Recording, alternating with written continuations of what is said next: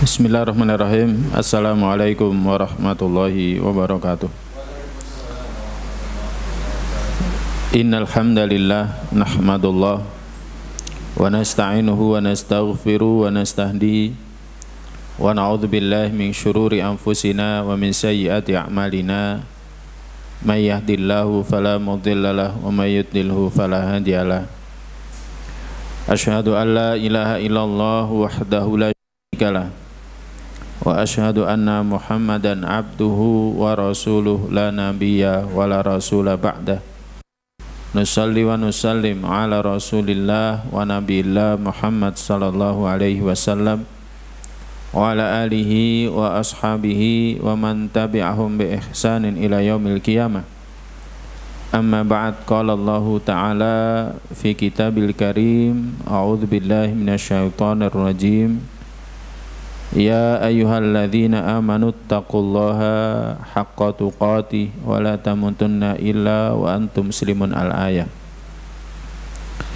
Khotal iman jamaah sekalian yang dirahmati oleh Allah Jalla wa Ala, mari kita bersyukur kepada Allah Rabb kita yang masih memberikan banyak sekali karunia-Nya, khususnya karunia untuk senantiasa taat takwa kepadanya, khususnya karunia untuk menghadiri di antara taman-taman surga, mengkaji sirah atau perjalanan hidup junjungan kita Nabiullah Muhammad SAW, yang menjadi salah satu sebab bertambahnya iman kita.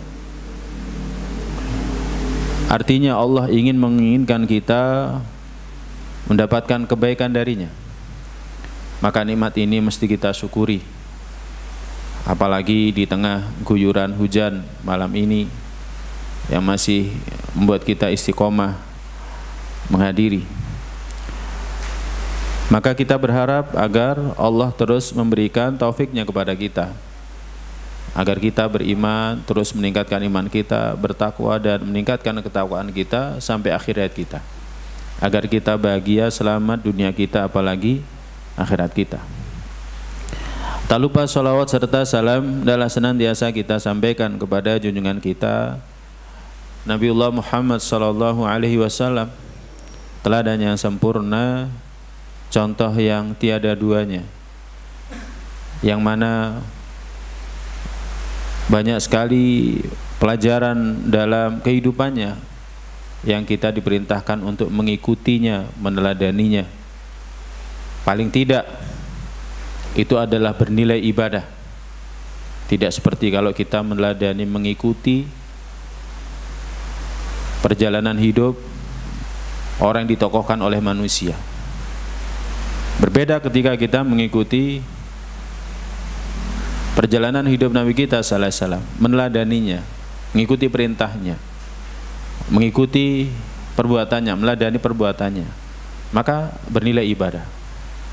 Apalagi mengikuti manusia yang sempurna, pasti kita akan mendapatkan kebaikan di dalamnya. Kita mengikuti atau meneladani selain Nabi sallallahu alaihi wasallam saja kita dapat kebaikan. Kalau kita baca biografi seseorang, kemudian kita meneladani biografi orang itu, bagaimana kita menjadi seorang pengusaha yang sukses, kita dapat kebaikan. Maka bagaimana dengan meneladani Nabi kita sallallahu alaihi wasallam? Tentu kebaikannya jauh lebih banyak. Ya, oleh karena itu semoga kita senantiasa berusaha meneladani Nabi kita sallallahu alaihi wasallam agar kita dapat kebaikan, kebahagiaan, apalagi dalam kehidupan akhir, berupa mendapatkan syafaatnya, bertemu dengannya di telaganya, dan kita juga berharap dikumpulkan di surga yang sama dengan beliau sallallahu alaihi wasallam. Para jamaah sekalian yang dirahmati Allah, pada malam hari ini kita akan bahas secara khusus Maulidur Rasul, yakni kelahiran Rasul sallallahu alaihi wasallam. Beliau sallallahu alaihi wasallam sampai kelahirannya saja itu mengandung banyak faedah yang kita tidak akan mendapati selain daripada beliau sallallahu alaihi wasallam. Para jamaah sekalian yang dirahmati Allah, bapaknya Nabi kita sallallahu alaihi wasallam, yakni Abdullah bin Abdul Muttalib, itu menikah dengan Aminah binti Wahab dari Bani Zuhrah. Setelah pernikahan itu, beliau keluar ke Syam, tepatnya di Gaza, diutus oleh bapaknya yakni Abdul Muttalib untuk urusan dagang bersama dengan rombongan orang-orang Quraisy. Ya, bersama dengan rombongan orang-orang Quraisy. Kemudian setelah menyelesaikan urusannya, dia bersama dengan rombongan, semua rombongan itu kembali ke negeri mereka, tentu melalui kota Madinah, karena dalam perjalanan safar berdagang penduduk Mekah ke Syam mesti melewati Madinah. Nah, ketika melewati Madinah itulah Abdullah tinggal di sana, tinggal di rumah paman-pamannya dari sisi ibu, dari Bani Najjar. Jadi Nabi sallallahu alaihi wasallam itu sendiri asal usulnya nyambung dengan penduduk Madinah, Yathrib ketika itu, di mana orang-orang Yathrib, ya, paman-paman Nabi sallallahu alaihi wasallam yang ada di Yathrib itu berasal dari jalur ibunya, Akhwal. Kenapa dia tinggal di sana? Karena dia ketika itu merasakan sakit. Beberapa hari dia tinggal di sana sampai akhirnya Allah Ta'ala wafatkan dia dan dia dikebumikan di Madinah. Ketika itu Nabi sallallahu alaihi wasallam masih dalam janin ibunya. Umur Abdullah ketika itu adalah 25 tahun. Dan keadaan seperti ini, yakni ketika bapaknya Nabi sallallahu alaihi wasallam meninggal, keadaan yang Allah sebutkan dalam firman-Nya surat Ad-Duha ayat 6.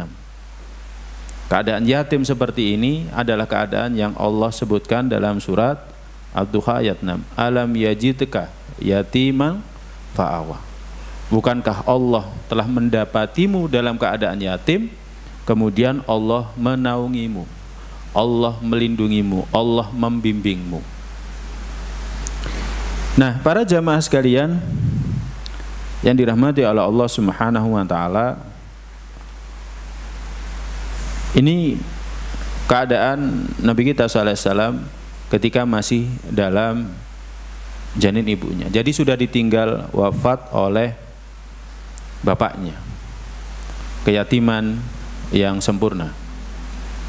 Lebih sempurna lagi nanti ketika beliau sallallahu alaihi wasallam ditinggal oleh ibunya. Ada pelajaran nanti yang bisa kita ambil darinya. Nah, para jamaah sekalian yang dirahmati oleh Allah, kemudian Nabi sallallahu alaihi wasallam itu dilahirkan menurut satu pendapat itu pada pagi hari Senin tanggal 9 bulan Rabiul Awal pada tahun gajah. Ketika itu tidak dikenal penanggalan Qamariyah, artinya tahun Qamariyah itu tidak dikenal. Cuman yang dikenal itu adalah bulan Qamariyah. Ini adalah Muharram, kemudian Safar, Rabiul Awal, Rabiul Akhir, ya, dan seterusnya. Ya. Jadi yang dikenal itu adalah nama bulannya. Adapun tahunnya tidak dikenal. Lahirnya Nabi kita sallallahu alaihi wasallam adalah pada saat terjadinya penyerangan pasukan bergajah, peristiwa pasukan bergajah. Terdahulu kita sudah mengkajinya, hikmah. Ada hikmah, ya, di mana Allah Ta'ala membinasakan pasukan bergajah. Ketika Allah Ta'ala membinasakan pasukan bergajah ini, akhirnya perhatian manusia dunia ketika itu adalah ke tanah yang sama sekali tidak pernah dilihat, diperhitungkan. Bahkan untuk dikuasai juga tidak. Ada apa dengan tempat itu? Jadi seolah-olah Allah memang mendesain agar manusia nanti akan perhatian ke tempat itu, bahwa di tempat itu nanti akan lahir seorang pemimpin manusia yang akan menyelamatkan manusia, membawa manusia dari kegelapan menuju cahaya yang terang benderang.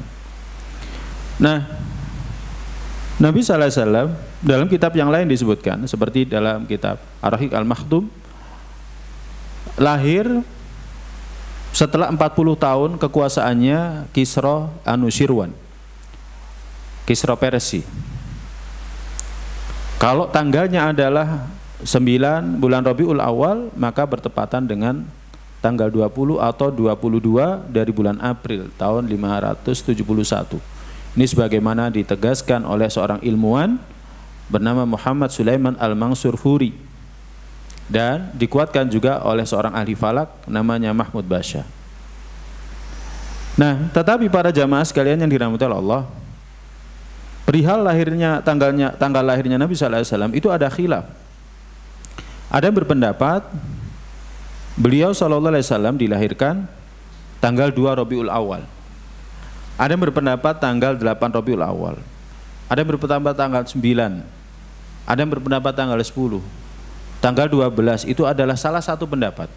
Ada yang berpendapat tanggal 17 Rabiul Awal, ada juga yang berpendapat tanggal 22 Rabiul Awal. Jadi ada banyak versi kapan Nabi kita sallallahu alaihi wasallam dilahirkan. Ya kan? Khilaf ini ada dalam Sirah Nabawiyah yang disebutkan oleh Ibnu Hisham. Ada juga dalam kitab As-Sirah An-Nabawiyah yang ditulis oleh Abu Hatim. Juga disebutkan oleh Imam Ibnu Katsir dalam Al-Bidayah wa Nihayah. Jadi para ilmuwan, para ahli sirah tidak ada yang bersepakat kapan lahirnya Nabi kita sallallahu alaihi wasallam. Dan di sini ada hikmahnya. Nanti akan kita sampaikan. Ya. Bahkan ada yang berpendapat Nabi kita sallallahu alaihi wasallam itu dilahirkan di bulan Ramadan. Kenapa demikian? Mereka berdalil bahwa Nabi sallallahu alaihi wasallam itu diutus pada usia 40 tahun dari kelahirannya. Kalau usia 40 tahun dari kelahirannya, Nabi sallallahu alaihi wasallam diutus itu di bulan apa? Nabi kita sallallahu alaihi wasallam diutus di bulan di mana diturunkannya Al-Qur'an. Ya, dan itu adalah bulan Ramadan. Maka ada yang berpendapat, ya kan? Walaupun pendapat ini adalah aneh, ganjil, ya, bahwa Nabi kita sallallahu alaihi wasallam dilahirkan di bulan Ramadan. Tetapi yang telah disepakati oleh para ulama, Nabi kita sallallahu alaihi wasallam itu adalah lahir pada hari Senin. Ini yang disepakati. Karena apa? Karena sabda Nabi kita sallallahu alaihi wasallam dalam hadis yang diriwayatkan oleh Imam Muslim dalam kitab sahihnya, beliau sallallahu alaihi wasallam ketika ditanya tentang puasa hari Senin, maka beliau sallallahu alaihi wasallam mengatakan, dzaka yaumun wulidtu fihi wa unzila alayya fi. Itu adalah hari di mana aku dilahirkan, demikian juga hari di mana aku mendapatkan wahyu. Nah, ini yang tidak ada perselisihan pendapat tentang masalah ini, bahwa Nabi kita sallallahu alaihi wasallam dilahirkan pada hari Senin. Nah, ini para jamaah sekalian yang dirahmati oleh Allah Subhanahu wa taala. Kemudian Nabi sallallahu alaihi wasallam menurut pendapat yang sahih dari mayoritas ulama, beliau dilahirkan di Mekah.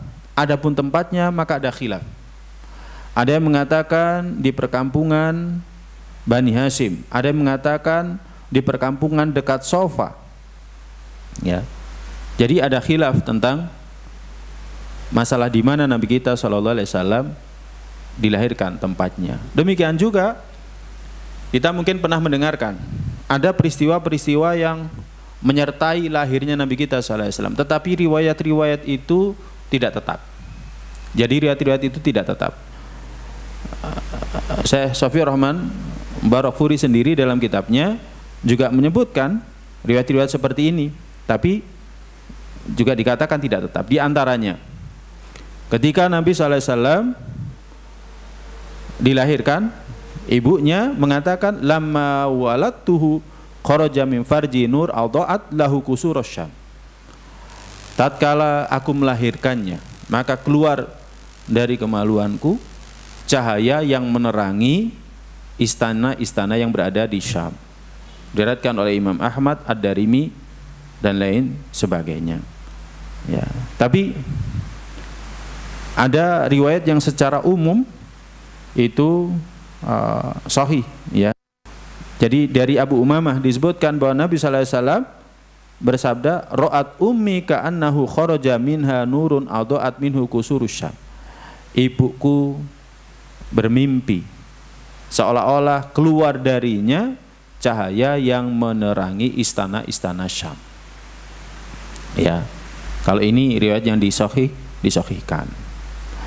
Kemudian ada juga tanda-tanda yang lainnya, tapi riwayat ini sekali lagi sanadnya tidak tetap. Seperti diriwayatkan bahwa ketika lahirnya Nabi sallallahu alaihi wasallam, beranda-beranda yang berada di istananya Kisra itu berjatuhan, roboh. Demikian juga api yang disembah oleh orang-orang Majusi, api abadi yang disembah oleh orang-orang Majusi itu juga padam. Demikian juga gereja yang berada di sekitar Danau Sawah yang sebelumnya airnya itu susut itu juga roboh. Tetapi riwayat-riwayat seperti ini tidak tetap. Ya, jadi riwayat seperti ini tidak tetap. Mungkin kita bertanya, kenapa dalam sirah hal seperti ini dimasukkan?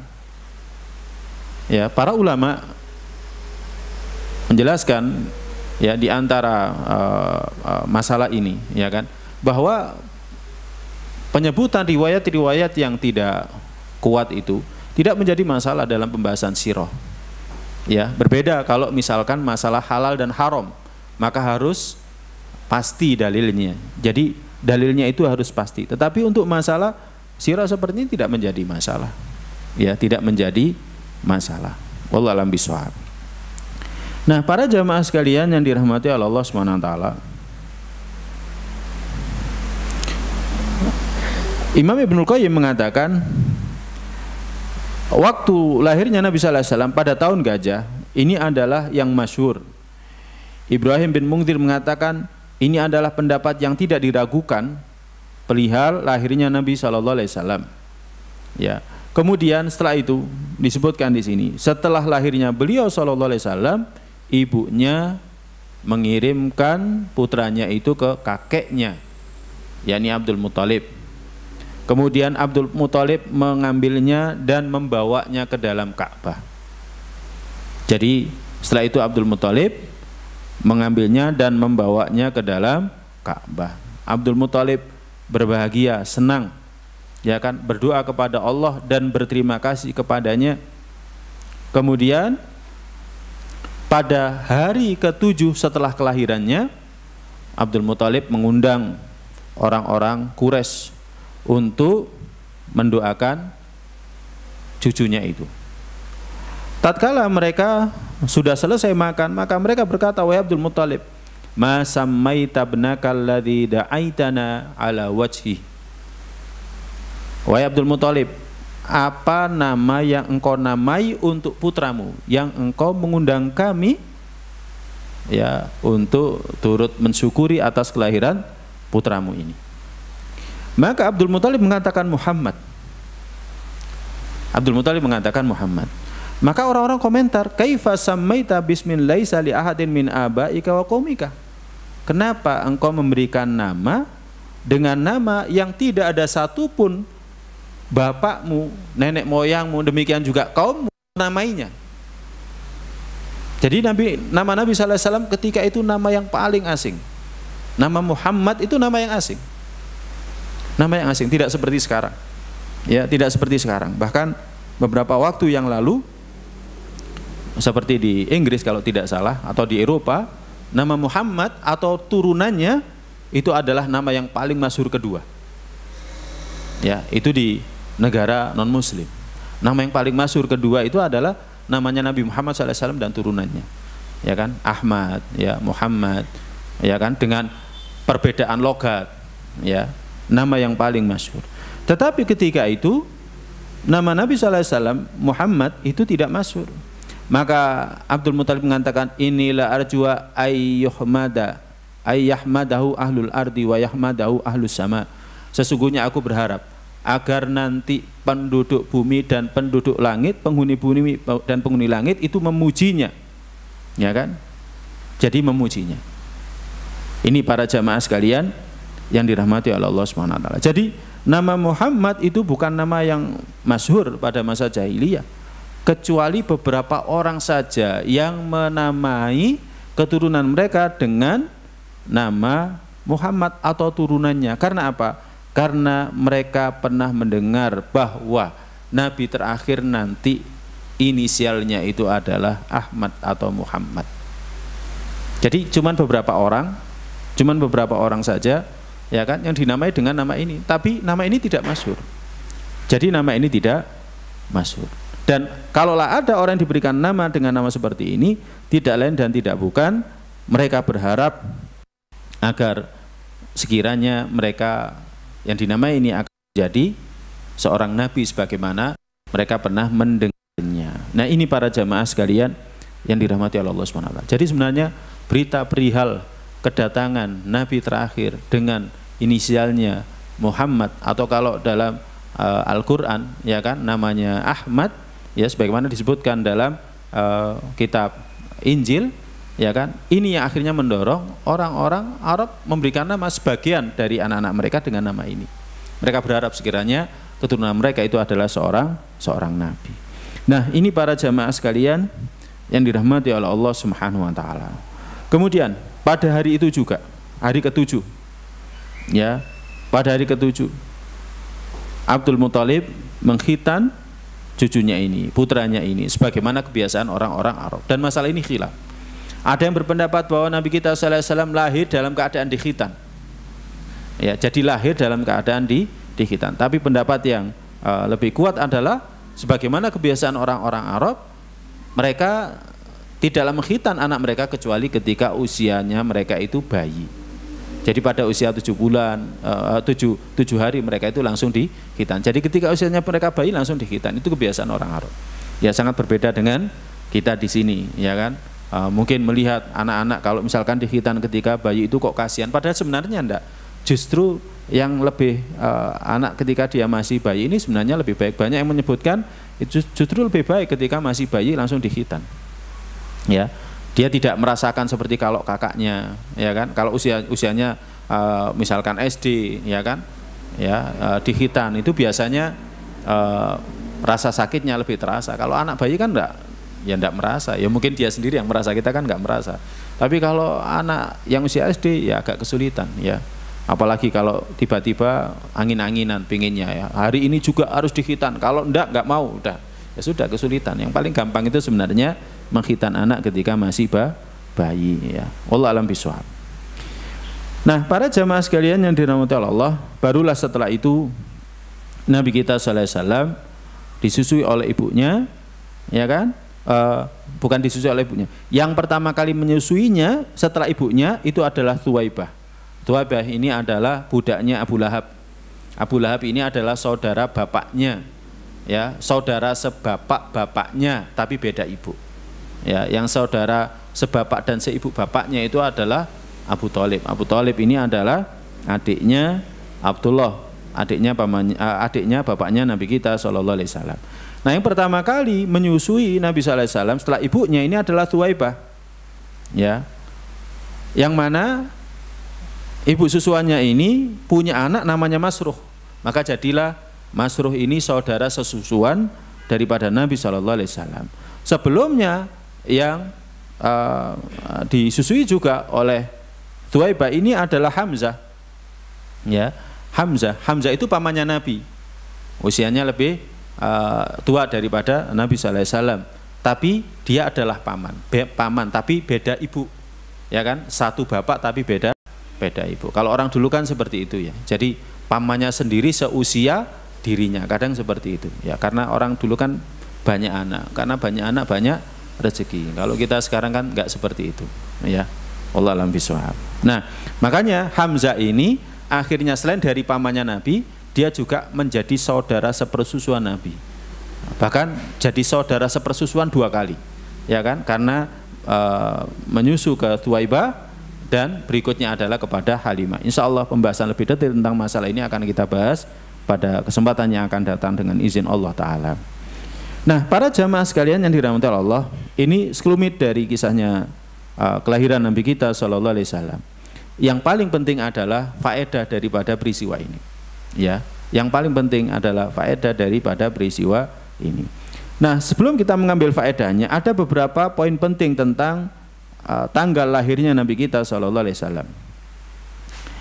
Jika kita lihat tanggal lahirnya Nabi kita Shallallahu Alaihi Wasallam, ya, kita mendapati bahwa pendapat yang menyebutkan tentang tanggal lahirnya Nabi kita Shallallahu Alaihi Wasallam itu banyak,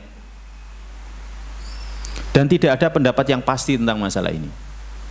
Ya, tanggal berapa lahirnya Nabi Shallallahu Alaihi Wasallam? Kalau kita jujur membaca kitab-kitab yang ada, ya, sebagaimana tadi kita sebutkan dalam Sirah Ibnu Hisham, ini sirah tertua, ya, sirah tertua, atau yang ditulis oleh Ibnu Katsir dalam kitab Al-Bidayah wa Nihayah, Adz-Dzahabi dalam Sirah An-Nabawiyah, Al-Mansur Furi, ya kan, Al-Mubarakfuri, Ar-Rahiq Al-Maktum. Jadi banyak pendapat tentang masalah ini. Jadi banyak pendapat tentang masalah ini. Karena tidak ada pendapat pasti tentang masalah ini, maka dari ini kita bisa dapatkan beberapa pelajaran penting tentang tanggal lahirnya Nabi. Yang pertama, bahwa tanggal lahirnya Nabi tidak berhubungan dengan ibadah tertentu. Jadi tanggal lahirnya Nabi itu tidak berhubungan dengan ibadah tertentu, dan tidak disyariatkan ibadah pada tanggal itu. Jadi tidak disyariatkan ibadah pada tanggal itu, ya kan? Sebenarnya juga termasuk perayaan, ya, termasuk perayaan. Nah, adapun ibadah yang terikat dengan waktu, maka waktunya harus mesti, harus pasti, ya. Jadi waktunya harus mesti, harus pasti. Kalau misalkan kita mau beribadah kaitannya dengan lahirnya Nabi Sallallahu Alaihi Wasallam, harus dipastikan dulu Nabi kita Sallallahu Alaihi Wasallam itu lahirnya tanggal berapa. Adapun tanggal 12 Rabiul Awal yang banyak diyakini oleh mayoritas, ya, kaum muslimin di negeri kita ini atau di beberapa negara, ya kan, itu adalah satu pendapat. Masih banyak pendapat yang lain yang mengatakan beliau lahirnya tanggal 2, tanggal 9, tanggal 10, tanggal 11, tanggal 22. Jadi ada khilaf dalam masalah ini, ya. Nah, ini para jamaah sekalian yang dirahmati Allah. Jadi harus dipastikan dulu. Apalagi kaitannya dengan masalah ibadah, harus dipastikan. Ya, sebagaimana halnya puasa Ramadan, pasti kapan Ramadan? Ketika masuki bulan Ramadan. Bahkan kita diperintahkan faman syahida minkumus syahra falyasumhu. Siapa yang melihat di antara kalian bulan Ramadan itu, hilal bulan Ramadan, maka puasa. Ya, puasa. Jadi puasa ketika kita bertemu dengan bulan Ramadan, maka wajib bagi kita puasa. Ketika kita melihat hilal tanggal 1 Syawal, maka wajib kita berbuka, tidak boleh kita puasa, haram, dosa malah kalau kita misalkan berpuasa, ya kan. Kemudian tanggal 10 Dzulhijjah, maka wajib kita berhari raya, Idul Adha, Idul Kurban, kembali berkurban, ya kan, tanggal 10 Dzulhijjah. Kalau dia orang menunaikan ibadah haji, wajib pada tanggal 9 wukuf di Arafah. Tidak sah hajinya seseorang yang tidak wukuf di Arafah. Ya, ya, al-hajju Arafah. Haji itu Arafah. Rukunnya haji adalah Arafah. Maka tanggal 9 jamaah haji wajib datang ke Arafah. Makanya kalau kita lihat jamaah haji pada saat tanggal 9 Dzulhijjah yang berada di rumah sakit pun itu dibawa pakai ambulan ke Arafah. Karena apa? Karena rukun daripada haji itu adalah Arafah. Mungkin dia tidak mabit di Mina lebih dulu tanggal 8, ya kan, tapi langsung dibawa ke sana. Tapi tanggal 9 semuanya harus dibawa, ya kan, dibawa di atas dipan, ya kan, di ambulan dan lain sebagainya, dibawa semuanya. Makanya rumah sakit yang di situ, rumah sakit lapangan yang di situ ada jamaah haji, ya, di mana, di Mekah, ya kan, di Madinah. Mungkin jamaah hajinya datang dulu ke Madinah, kemudian langsung dia jatuh sakit, tetap langsung dibawa ke Arafah, tanggal 9 Dzulhijjah. Nah, jadi tanggal 9 Dzulhijjah ini kaitannya dengan ibadah wukuf bagi jamaah haji. Demikian juga tanggal 13, 14, 15 tengah bulan, kaitannya dengan puasa tengah bulan dan lain sebagainya. Nah, adapun tanggal 12 Rabiul Awal, ya kan, itu satu pendapat. Ya kan, ini tidak ada kaitannya dengan masalah ibadah tertentu. Enggak. Ya, Jadi lahirnya Nabi SAW tidak terkait dengan masalah ibadah tertentu. Akan tetapi para jamaah sekalian yang dirahmati Allah, poin yang kedua, membahas, ya kan, mempelajari, ya, kelahirannya Nabi SAW, bahkan sirahnya Nabi SAW secara seluruhnya, itu adalah tanda cinta kita kepada Nabi SAW, ya kan, yang bisa mendatangkan cinta kita kepada Nabi SAW. Nah, cinta kepada Nabi SAW itu adalah salah satu ibadah. Jadi cinta kepada Nabi SAW itu adalah salah satu ibadah. Mencintai Nabi SAW itu adalah salah satu ibadah. Ya, ada seorang sahabat, ya, yang mana bertanya kepada Nabi SAW, wahai Rasulullah, ada satu kaum yang mana dia tidak bisa menyamai kaum itu dalam ibadahnya, ya kan? Bagaimana dia? Maka Nabi SAW mengatakan, almar'u ma'aman ahabba, seseorang nanti dalam kehidupan akhir dikumpulkan dengan siapa yang dia cintai.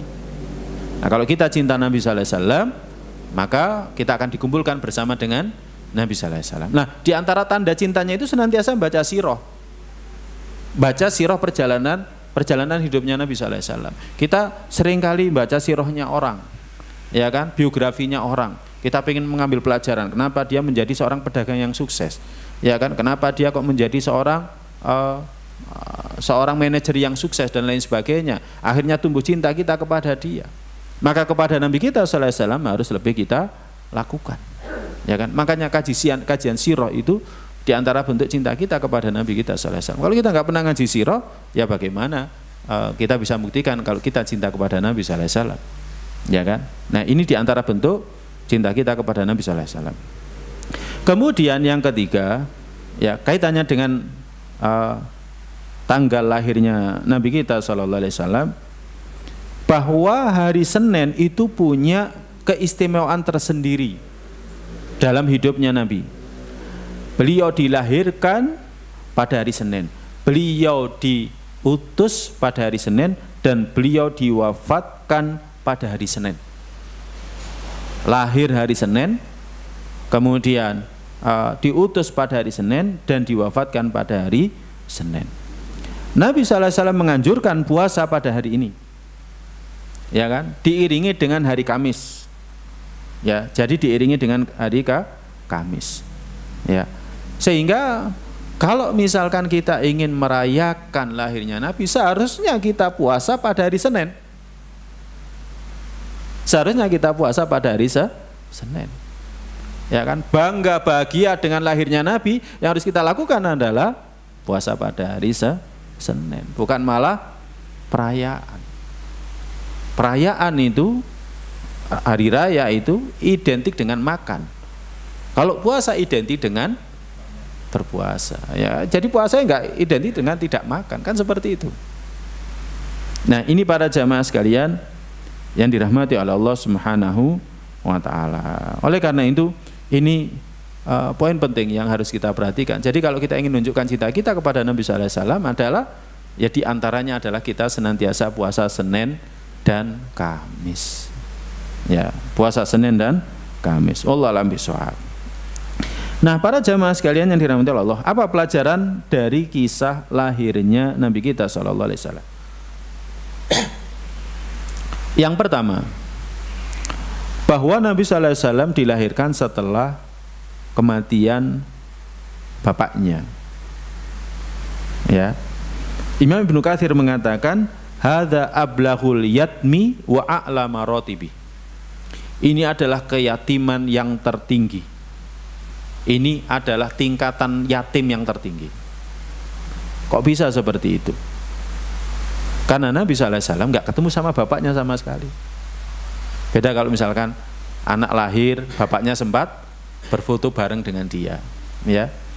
Ada beberapa peristiwa itu, ya, ketika bapaknya meninggal, ya kan, anaknya sudah lahir kemudian difoto bareng. Bahkan momen sebelumnya itu difoto bareng, ya kan. Itu tentu tidak setinggi ketika dia lahir tapi bapaknya sudah meninggalkan dia. Ini keyatiman yang tertinggi, ya. Apalagi nanti sampai ditinggal mati juga oleh ibunya. Ini lebih tinggi lagi, keyatiman yang lebih tinggi. ya sudah ditinggal mati bapak sama ibunya. Ya, saya ada tetangga itu, anak terakhir ini ditinggal wafat ibunya. Ya, jadi dia lahir, ibunya wafat. Ya, dia punya 2 putri. Ya, jadi punya 2 putri, selisihnya itu kalau tidak salah 2 tahun. Jadi yang terakhir ini putrinya lahir, ibunya wafat. Kemudian setelah itu selisih 2 tahun, ya ini masih bayi, pokoknya ini masih bayi, bapaknya yang meninggal. Ini keyatiman yang sempurna. Ya, jadi keyatiman yang sempurna. Nabi kita SAW demikian. Nah, di antara hikmahnya adalah agar orang-orang yang ingin menyerang Islam itu tidak bisa menyerang dari sisi ini. Oh, Muhammad itu ya mengambil dakwahnya itu atas bimbingan bapaknya, orang tuanya. Itu diwariskan dari orang tuanya. Enggak, dia sama bapaknya saja enggak ketemu. Dia sama bapaknya tidak ketemu. Ya. Dan ini juga hikmah yang lainnya yang nanti bisa kita dapatkan ketika kita mengkaji perihal wafatnya pamannya yang selama ini membesarkan dia, mengasuh dia. Sehingga tidak ada orang-orang ingin menyerang agama ini, mengatakan, oh Muhammad itu kan diajari sama pamannya yang ngasuh dia. Ya, tidak. Karena apa? Karena sampai akhir hayatnya pamannya Abu Thalib, ya kan? Ketika ditanya, ya ammi qul la ilaha illallah, pamanku katakan la ilaha illallah, aku jadikan ini saksi, uhaju biha indallah. Tapi pamannya mengatakan bal ala millati Abdul Muthalib, bahkan aku mati di atas agamanya Abdul Muthalib. Nah, sehingga orang-orang ingin menyerang Islam tidak bisa menyerang dari sisi ini, mengatakan oh Muhammad itu mendapatkan ajaran ini dari siapa? Dari bapaknya. Oh, bapaknya mati lebih dulu sebelum dia dilahirkan, dari kakeknya, ya kan? Kakeknya masih dalam kondisi musyrik, dari pamannya Abu Thalib. Abu Thalib selama ini, ya kan, menopang dakwanya, tapi dia tidak pernah mengikuti agama yang dibawa oleh Nabi sallallahu alaihi wasallam. Nah, seperti itu. Jadi dari sisi ini, orang-orang yang membenci Islam tidak bisa menyerang Islam. Ya, jadi tidak bisa menyerang Islam. Nah, ini para jamaah sekalian yang dirahmati Allah. Kemudian yang kedua,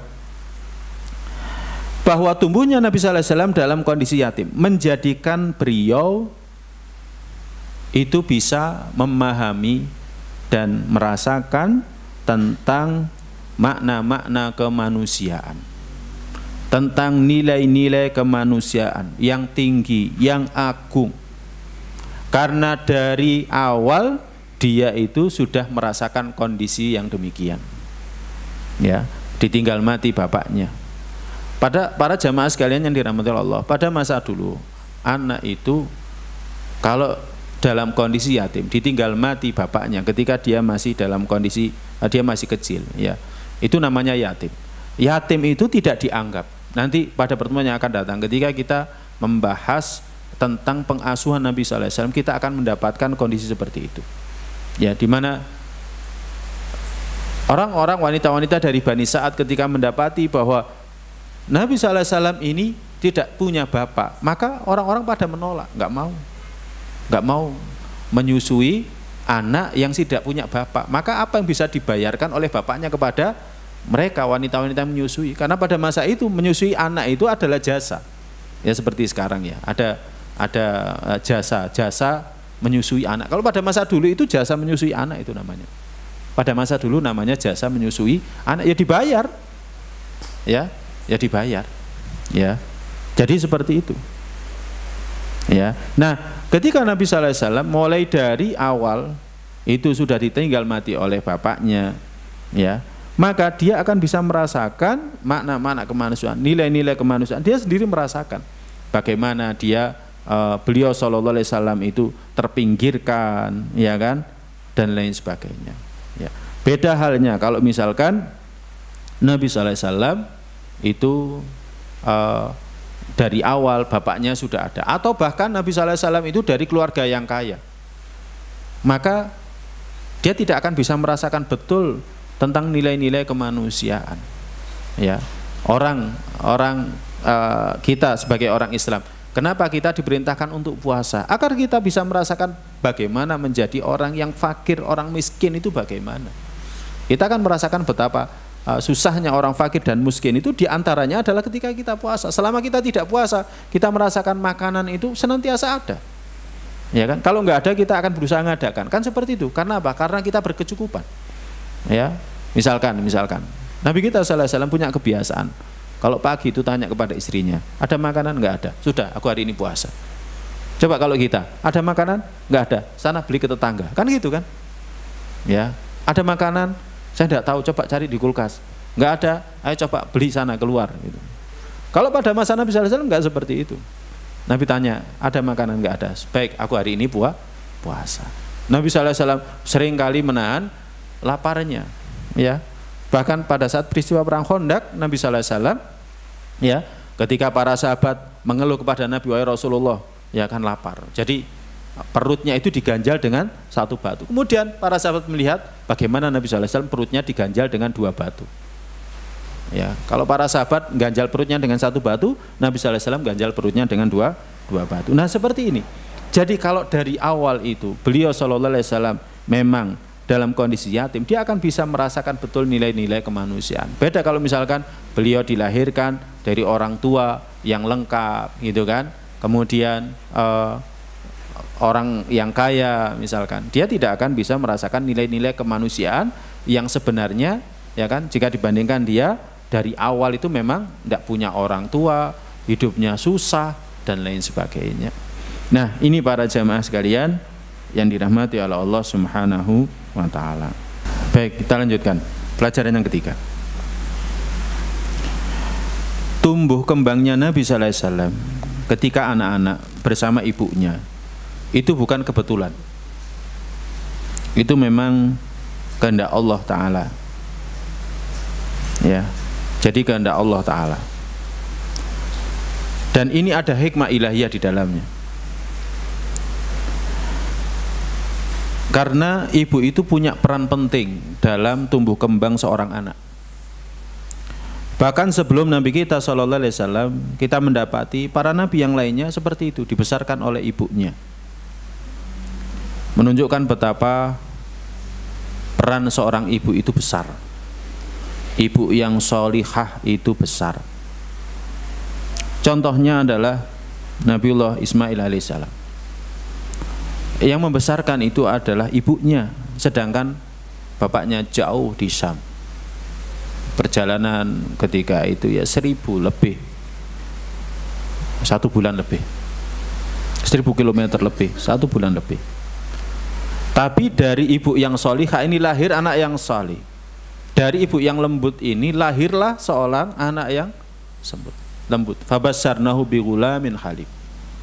Akhirnya kami berikan kepadanya seorang anak yang lembut. Dalam surat As-Saffat. Ya, lembut. Nabi Ismail itu orangnya lembut, nurut, manut. Ketika Nabi Ibrahim alaihissalam datang ke beliau alaihissalam, ketika itu beliau sedang keluar, ketemu sama istrinya. Bagaimana keadaan keluargamu? Istri yang pertama ngeluh gini. Kemudian setelah itu Nabi Ibrahim pesan, tolong pesankan pesanku kepada suaminya agar dia mengganti palang pintu rumahnya. Maksudnya adalah dicerai. Akhirnya dicerai istri itu. Data yang kedua, Nabi Ibrahim tidak bertemu dengan Nabi Ismail sama. Akhirnya ditanya bagaimana keadaan keluarganya. Akhirnya dia ceritakan tentang kebaikan rumah tangganya. Prinsipnya wanita ini qanaah. Akhirnya Nabi Ibrahim berpesan kepada istrinya itu, pesan kepada suamimu agar dia mempertahankan palang pintu rumahnya. Akhirnya wanita ini tetap tidak dicerai oleh Ismail. Lembut, orangnya nurut. Bahkan ketika dia disembelih, tidak disembelih, bapaknya punya hajat, ya kan, ingin menyembelih dia karena perintah Allah Taala, maka dia hanya mengatakan, ya abatif almatu marsatajiduni insyaallah minasabirin. Wahai bapakku, kerjakan saja yang kau diperintah, niscaya engkau akan mendapatiku termasuk orang-orang yang sabar. Laki-laki yang lembut. Dia lembut itu dari siapa? Ibunya. Dalam kitab Sahih Bukhari disebutkan, ya kan, tatkala Hajar ini bisa melahirkan seorang anak untuk suaminya, Maka Sarah, istri pertama itu cemburu, manusiawi, wanita itu cemburu, ya kan? Sampai akhirnya untuk menyelamatkannya, maka Nabi Ibrahim alaihissalam bawa istrinya Hajar bersama dengan bayinya ke tempat yang jauh. Ini semuanya karena petunjuk Allah Ta'ala. Dan tatkala perjalanan itu Hajar hanya bertanya, mau engkau bawa kemana aku wahai Ibrahim? Terus ditanya, tapi Nabi Ibrahim tidak bisa menjawab, enggak menjawab sama sekali. Ya wajar, ya, mengikuti perintah Allah karena taat kepada Allah Ta'ala.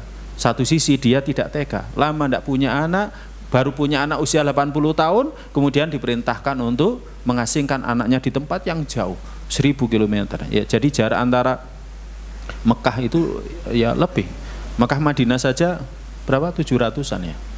Jadi lebih dari 1000 km itu lebih. Perjalanan 1 bulan lebih. Nah, ketika Hajar mengatakan Allah, pada saat sudah berada di Mekah, Hajar mengatakan Allahu amaraka bihadza ya Ibrahim. Apakah Allah yang menyuruhmu melakukan ini wahai Ibrahim? Maka Ibrahim mengatakan iya. Maka apa jawabannya Hajar? Jawaban Hajar, idzan la yudayyi'un Allah. Kalau seperti itu Allah tidak akan meninggalkan kita. Jadi subhanallah, ibu yang solihah, anaknya soleh, ya kan? Nah seperti itu. Sama Nabiullah Musa alaihissalam, ya kan? Dia membesarkan Nabiullah Musa sendirian.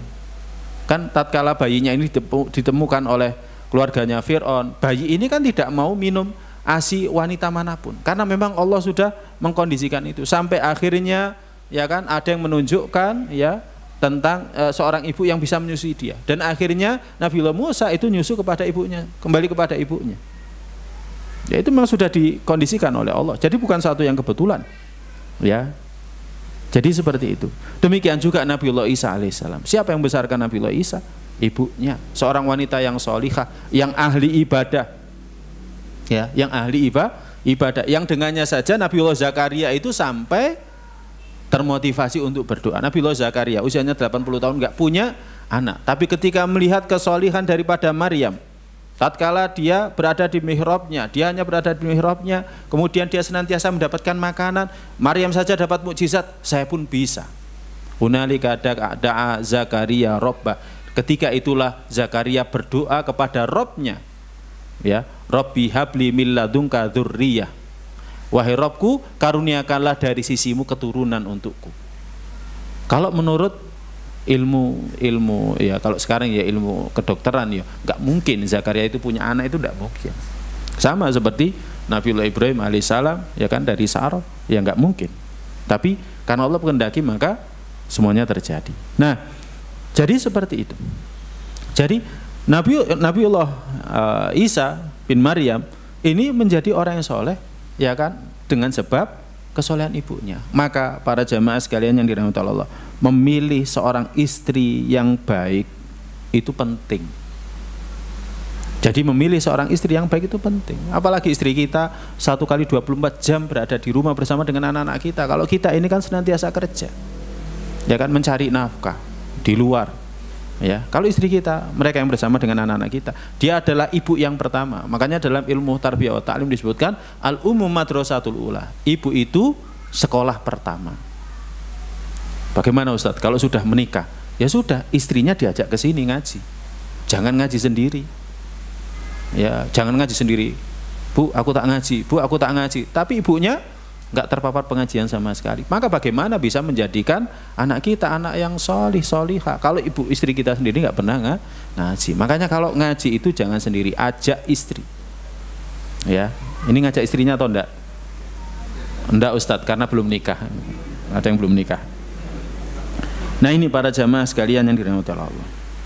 Nah, kemudian pelajaran berikutnya yang keempat, Allah menghendaki bahwa Nabi SAW itu yatim, ya, sehingga tidak ada intervensi.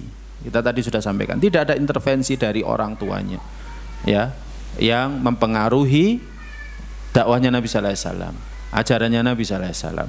Karena ini semuanya adalah murni bimbingan Allah. Ini adalah murni sibghahnya Allah. Jadi Allah memang yang menginginkan Nabi SAW, mendidik Nabi SAW, ya, sebagaimana Allah Ta'ala perlakukan kepada Nabiullah Musa alaihissalam. Allah berfirman dalam surat Thaha ayat 41, wastona'tuka li nafsi, dan aku memilihmu menjadi rasul untuk diriku. Jadi memang Allah itu pilih Nabi Musa. Makanya ketika itu para jamaah, kita kan masih ingat kisahnya Nabiullah Musa alaihissalam. Jadi tukang sihirnya Fir'aun itu menceritakan nanti akan lahir pada hari ini, pada tanggal ini, ya kan, seorang yang nanti akan menghancurkan engkau dari singgasanamu. Kalau tukang sihir zaman dulu itu jadi ramalannya itu banyak yang tepat. Ya, beda dengan tukang sihir setelah diutusnya Nabi sallallahu alaihi wasallam. Banyak yang tidak tepat. Karena apa? Karena Allah SWT sudah menjaga langit-langitnya, ya kan, dari mereka untuk mencuri berita dari langit. Ya. Silakan dibaca, direnungkan dalam surat Al-Jin. Ya, disebutkan. Wa anna kunna maqaida lisam. Ya, dulu kami itu punya kaplingan di langit itu. Jadi mencuri pendengaran. Karena apa? Setiap kali Allah berfirman, malaikatnya akan mendengar. Kemudian malaikat-malaikat di bawahnya akan mendengar. Nah, mereka para jin ini, mereka para setan ini mencuri pendengaran itu. Ya kan? Tapi setelah turunnya Nabi sallallahu alaihi wasallam tidak demikian. Ya, tidak demikian. Mereka ini dilempari bintang-bintang, ya kan, diusir dari langit. Sehingga ya ramalannya tidak tepat. Makanya kalau misalkan ada sekarang yang sering datang ke dukun, ya keliru. Ya, ramalannya nggak ada yang tepat. Ya, kalau zaman dulu masih tepat. Nah, seperti tukang sihirnya Fir'aun ini yang menyebutkan demikian. Tapi Allah kondisikan bagaimana dia selamat. Karena memang Allah menginginkan Nabi Musa nanti menjadi nabi, utusan Allah untuk mendakwai Fir'aun. Allah juga berfirman dalam surat Thaha ayat 39, walitusna'a ala aini, dan agar engkau itu diasuh atas pengawasanku. Jadi langsung Allah yang ngawasi. Dan Nabi kita sallallahu alaihi wasallam seperti itu. Nanti ketika kita membahas ketika usia anak-anaknya Nabi sallallahu alaihi wasallam. Nabi sallallahu alaihi wasallam pernah dalam satu momen itu ingin lomba lari sebagaimana anak-anak pada umumnya. Sebagaimana anak-anak pada umumnya. Dan untuk lari itu maka gamisnya itu diangkat karena harus membawa beban. Sehingga akan tersingkap auratnya. Tapi Nabi sallallahu alaihi wasallam pernah melakukan itu, kemudian ada orang yang menempelengnya sampai akhirnya dia tidak melakukan lagi. Ya, kalau anak-anak yang lain biasa. Ya, sampai tersingkap auratnya. Gamisnya diangkat kemudian tersingkap auratnya. Nah, seperti itu. Ya, jadi Nabi sallallahu alaihi wasallam dijaga. Ya, kalau kita kan nggak dijaga. Ya, buktinya kita kecil mandi di sungai nggak pakai celana kan biasa. Ya kan, menunjukkan kalau kita nggak dijaga. Bahkan mandi di kolam renang saja kita nggak, ya kan, masih buka aurat. Nabi kita sallallahu alaihi wasallam memang dijaga dari awal, itu memang dijaga. Memang Allah yang menjaga Nabi kita sallallahu alaihi wasallam. Wallahu a'lam bishawab. Kemudian yang terakhir, para jamaah sekalian yang dirahmati Allah, ada pelajaran penting di sini.